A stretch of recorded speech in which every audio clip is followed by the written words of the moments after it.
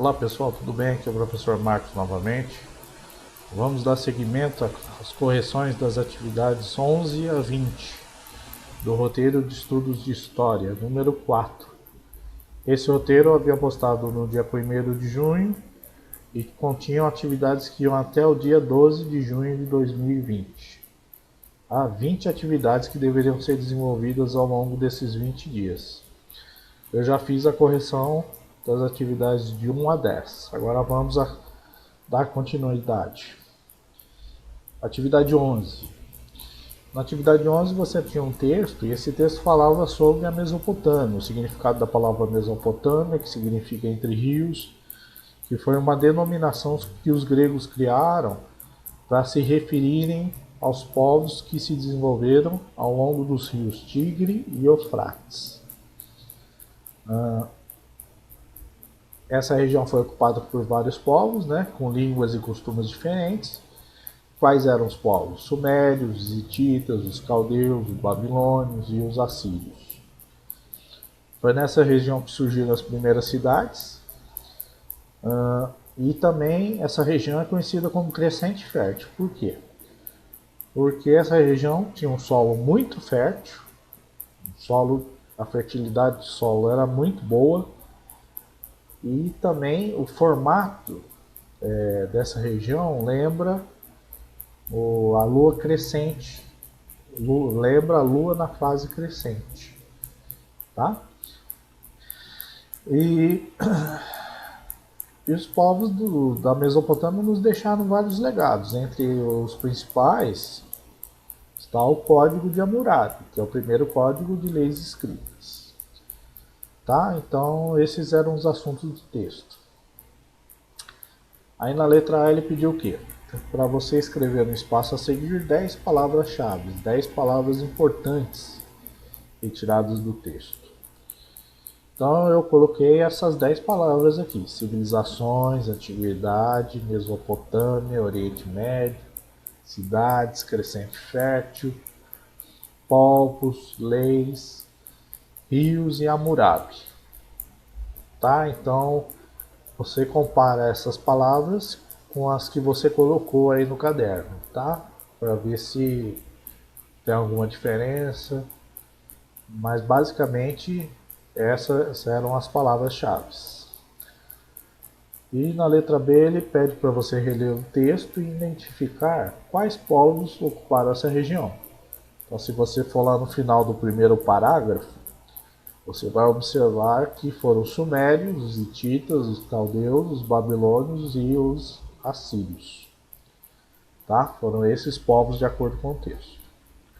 Então essa foi a atividade 11. Na segunda-feira, dia 8 de junho, primeira atividade. A segunda atividade a ser desenvolvida no dia 8, na segunda-feira. Ele pede para você voltar ao texto da atividade 11, que é aquele texto que fala da Mesopotâmia, e ele pede para marcar quais rios fazem referência à palavra Mesopotâmia, né? A palavra Mesopotâmia significa entre rios, mas quais rios? Quais rios que os gregos estavam se relacionando? Quais rios? Os rios Tigre e Eufrates. Rios Tigre e Eufrates. A alternativa C. Na atividade 12, mais um teste também. Ele fala das primeiras cidades, que se formaram nessa extensa faixa, que é chamada de Crescente Fértil, que hoje corresponde aos territórios do Líbano, da Síria, do Iraque e da Jordânia. Todos esses países estão localizados em qual parte? Qual parte do planeta? Na África? Não. Na Europa? Não. Na Ásia Menor? Também não. Na América? Não. Então, no Oriente Médio. Se vocês voltarem ao texto, vocês vão identificar que estão localizados no Oriente Médio. Alternativa E. Então, essa foi a segunda atividade da segunda-feira, dia 8 de junho, atividade 12. Agora vamos para o dia 9 de junho de 2020, na terça-feira. Primeira atividade, atividade 13. Então, nós temos um texto, esse texto fala sobre como os povos da Mesopotâmia foram ocupando, foram chegando, né? Descreve como eles foram se estabelecendo, a ordem que eles foram se estabelecendo. Destaca as características, né, de cada um deles, né? Por exemplo, fala que os sumérios que criaram o sistema de escrita cuneiforme, né? Foram eles que criaram esse sistema de escrita. Fala do rei Hammurabi, que criou o código de leis escrita, né? O código de Hammurabi. E falam do início até o final da história desses povos. Então, na alternativa A, você tinha uma frase e pedia para completá-la com as palavras que faltavam. Então, de acordo com o texto, na Mesopotâmia usava-se um sistema de escrita chamada... Como é que era chamado o sistema de escrita? Cuneiforme. Inventada por quem? Pelos sumérios. Tá? Então, cuneiforme e sumérios. As duas palavras que faltavam para completar essa frase. Na letra B, ele pede para você ordenar de 1 a 7 os povos que foram se estabelecendo nessa região. Então, quem chegou primeiro nessa região? Qual povo que se desenvolveu primeiro nessa região? Foram os sumérios. Em seguida vieram quem? Os acádios. E logo em seguida vieram quem? Os amoritas. Por sua vez, os assírios. Depois os caldeus.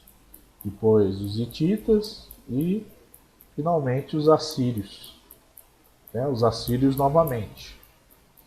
Então, essa é a ordem dos povos que foram dominando essa região. Então, vocês tinham que colocar toda essa sequência de números, certo? Então, essa foi a atividade 13, primeira atividade do dia 9 de junho, terça-feira. Vamos para a segunda atividade 14. A atividade 14, no texto, fala sobre os rios e as civilizações, como os rios desenvolveram um papel importante no desenvolvimento da agricultura e do surgimento das primeiras cidades antigas. Fala do sistema de diques, né, da construção de diques, que eram sistemas que continham as inundações dos rios, e fala da canalização desses rios para o desenvolvimento da agricultura. E ele pergunta qual a importância desses rios justamente para essas primeiras civilizações. Então, de acordo com o texto, os rios permitiram o desenvolvimento da agricultura e o surgimento das cidades próximas a eles. Tá? Então, essa era a resposta. Então, essa é a atividade 14 do dia 9 de junho de 2020. A segunda atividade.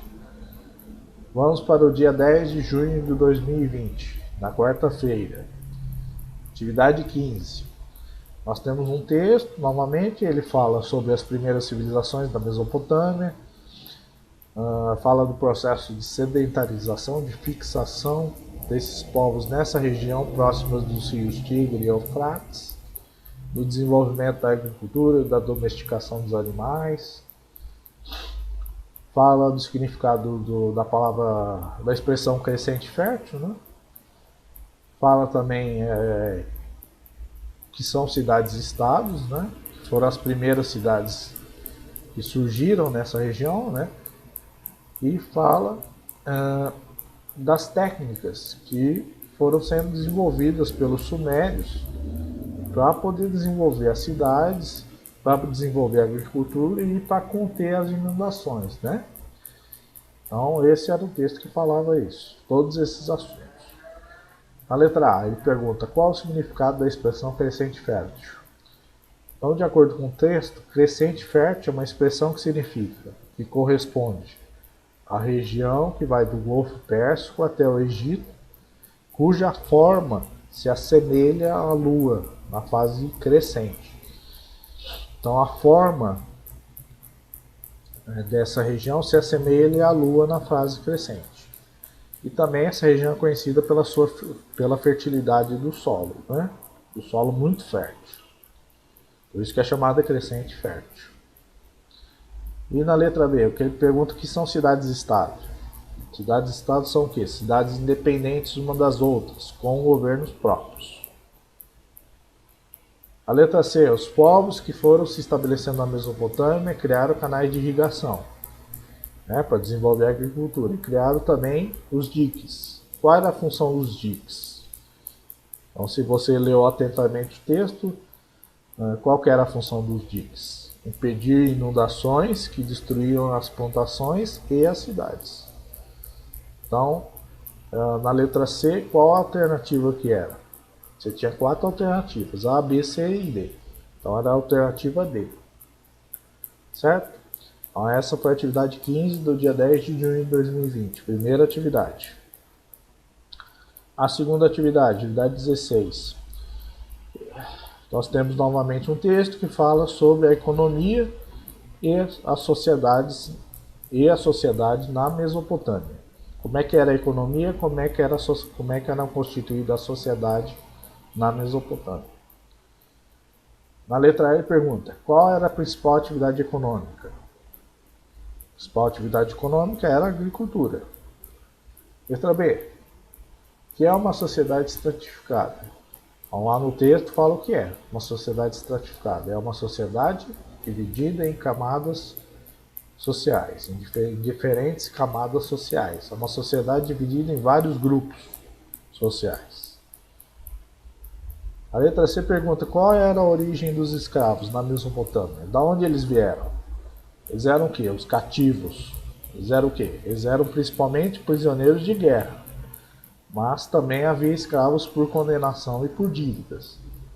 Então, um sujeito que era condenado a se tornar escravo, ou o sujeito ele tinha uma dívida muito grande que ele acabava se tornando um escravo. Mas, de acordo com a pirâmide social que nós vimos na aula 4 sobre a Mesopotâmia, a base dessa sociedade eram de camponeses. Certo? Mas havia também os escravos. A D. Quais eram os grupos sociais considerados privilegiados? Quem estava no topo da pirâmide dessas sociedades da Mesopotâmia? Quem estava no topo? Quem eram os mais privilegiados? Era o rei e seus familiares, seguido os sacerdotes, que cuidavam da religião, né? Os funcionários da administração, né? Burocratas, né? Militares. E por que esse grupo era tão privilegiado? Porque eles tinham controle das melhores terras. E tendo o controle das melhores terras, eles controlavam a produção de alimentos. Então eles tinham o domínio das terras, tá? Uma vez que a principal atividade econômica era a agricultura, certo? Então essa era a segunda atividade 16 do dia 10 de junho, na quarta-feira. Aí vamos para a quinta-feira, dia 11 de junho de 2020, atividade 17. Nós temos um texto e esse texto fala sobre a escrita cuneiforme, que foi a escrita criada pelos sumérios. Fala as características dessa escrita. Por exemplo, ela tem um formato semelhante ao de uma cunha. A cunha era o instrumento utilizado para poder gravar essas letras, esses símbolos. E eram gravadas em tabuletas de argila, ainda não existia o papel. Então o escriba, que era o funcionário responsável por escrever, ele tinha essa cunha e aí ele batia com o martelo, formando as letras dessa escrita. Tá? Não tinha caneta, não tinha papel, certo? E aí ele pede justamente para você apontar duas características. Então, como eu falei, os signos e as letras têm formato de uma cunha. O que é a cunha? A cunha é essa ferramenta aqui. Então eles utilizavam essa ferramenta, o escriba ia lá e batia e formavam as letras do alfabeto da escrita cuneiforme. E a escrita é justamente feita onde? Em tabuletas de argila. Ó. Repare que os signos e as letras têm o formato da cunha. Ó. Justamente, ó, da cunha. Essa escrita era gravada através dessa ferramenta, da cunha. Essa ferramenta de entalhe. Certo? Então essa era a primeira atividade 17. Atividade 18. Você tinha um texto, ele falava sobre a religião na Mesopotâmia, certo? De maneira resumida lá, você tinha que ler com atenção. E na letra A ele pergunta, o que é uma religião politeísta? Aí você podia consultar um dicionário ou pesquisar na internet. O que significa uma religião politeísta? É aquela religião que tem uma crença baseada em vários deuses. É a religião que tem muitos deuses.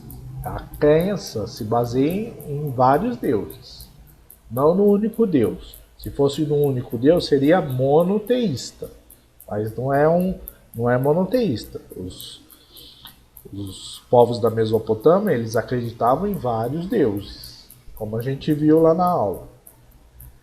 Então era uma religião politeísta. Letra B. O texto faz referência também aos zigurates. O que eram os zigurates?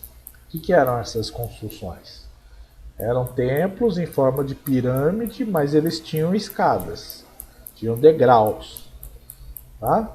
E para que servia? Qual era a função desse templo? Servia de quê? Servia de moradia para os deuses. Tinha uma função religiosa esses templos. Tá? Servia de morada para os deuses.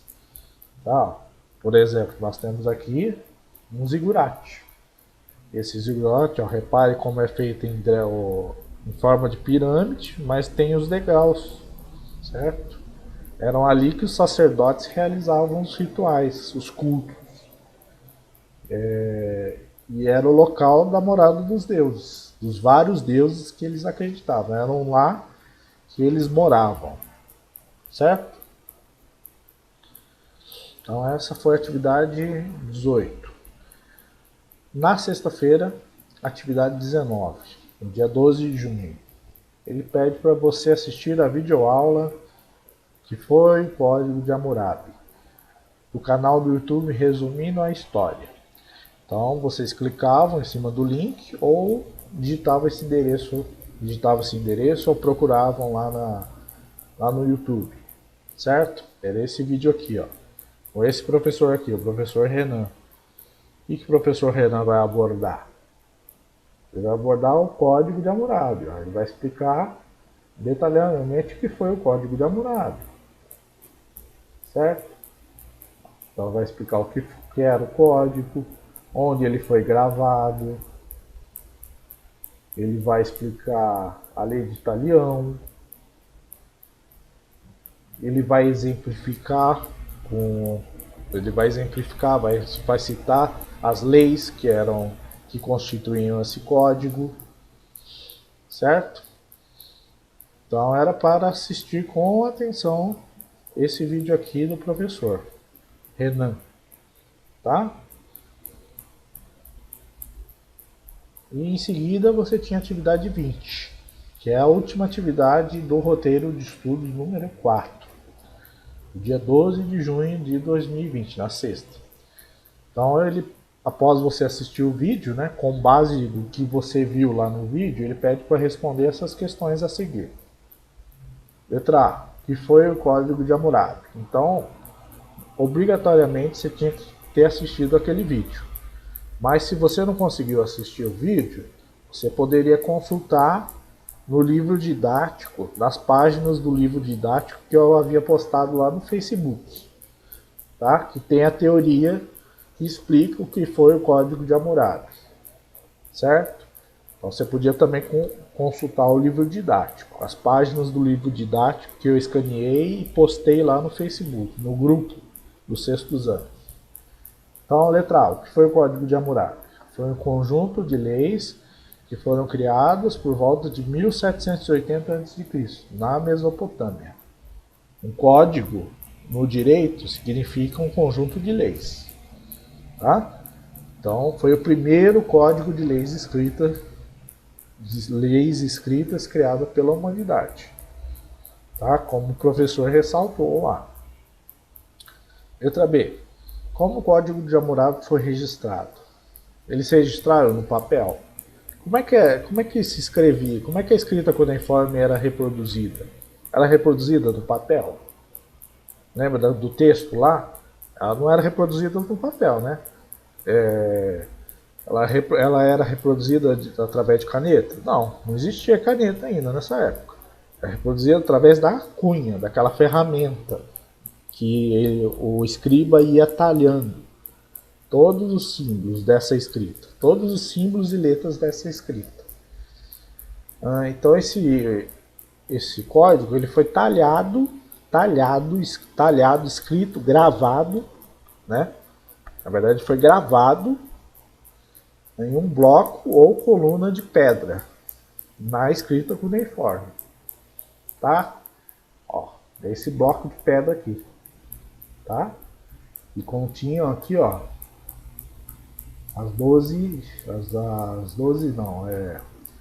as leis escritas, né? Desse código de Hammurabi, ó.